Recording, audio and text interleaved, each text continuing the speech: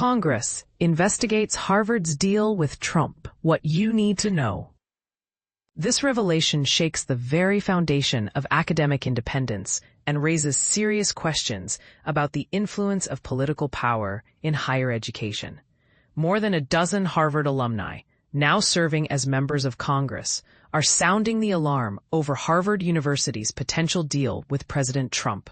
In a strongly worded letter sent last Friday, 14 senators and representatives expressed their deep concerns to Harvard President Alan Garber about the possibility of the university engaging in a massive financial settlement with the Trump administration. The deal in question would potentially restore billions of dollars in federal research funding that had previously been withdrawn. But here's where it gets controversial. The legislators argue that even considering such a settlement under what they describe as political pressure would be unacceptable.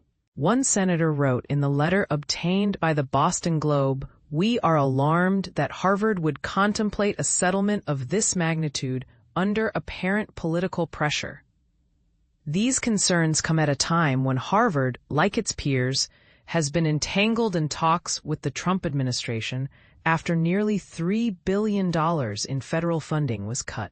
The funding withdrawal came as a response to allegations that the university did not do enough to protect Jewish students from antisemitism during pro-Palestinian student protests. There are even reports suggesting that Harvard might consider spending up to $500 million to settle these accusations. In an effort to restore its federal funding, Harvard has been negotiating with the administration, similar to recent agreements reached by other prestigious institutions. For instance, Columbia University is reportedly set to pay about $200 million directly to the federal government, while Brown University has agreed to invest $50 million over the next decade in state workforce development programs in Rhode Island. The University of Pennsylvania, however, has taken a different stance by not agreeing to any direct financial payments. This divergence in approaches adds another layer to the debate, showcasing how different institutions are balancing financial survival with the integrity of their academic and administrative practices. The congressional letter doesn't just criticize the potential deal. It also insists that Harvard provides transparency regarding the negotiations. Lawmakers are demanding specific details, such as the number of meetings held with Trump administration officials and the precise demands being made. They have set a deadline of August 13th for Harvard to clarify these details. More importantly, the letter argues that if Harvard's actions are motivated by a desire to capitulate to political pressure rather than a genuine resolution of legal issues, particularly those related to civil rights, it should be settling with the students who felt their safety was compromised, not the government. Representative Sam Liccardo from California, one of the signatories, emphatically stated, "We urge Harvard to defend its institutional independence and academic integrity from this blatant attempt at political intimidation. And we reserve our right to engage in congressional oversight should the university fail to do so." This comment not only underlines concerns over Harvard's potential compromise, but also points to a larger threat. If one institution gives in to such pressures, it could set a dangerous precedent for universities across the nation. Now, this is the part most people miss. While some argue that such financial negotiations are a necessary evil in today's political climate, others see them as a slippery slope toward eroding the very independence that makes academic institutions trustworthy and prestigious.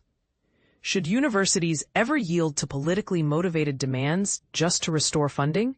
Or is maintaining ethical and legal integrity a non-negotiable priority, even at enormous financial cost? The debate is far from over. What do you think about Harvard's situation? Is it justified in its attempts to secure funding? Or is it risking its long-standing reputation by appeasing political interests? Join the conversation and share your perspective on whether this approach undermines educational integrity or if it's a pragmatic response to an increasingly politicized funding landscape. Trump's Harvard deal, $500 million and counting. When it comes to the contentious Harvard-Trump deal, $500 million is just the beginning, perhaps even the bare minimum that the White House is willing to accept. But here's where it gets controversial. The final cost could soar much higher if Harvard refuses to comply with stringent government oversight conditions. According to insiders familiar with the negotiations, one of the main sticking points is Harvard's willingness to allow a jointly approved monitor to oversee the implementation of any settlement. This monitor would ensure that the university adheres to the terms agreed upon to resolve ongoing civil rights investigations.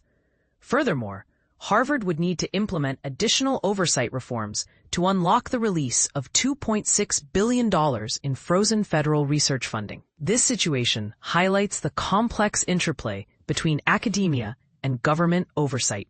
And this is the part most people miss: the potential far-reaching implications for how universities handle civil rights issues and interact with federal regulators in the future. Will this set a precedent for stricter oversight of other institutions, or will it be seen as an isolated case? These are the kinds of questions that could shape the debate moving forward. What do you think?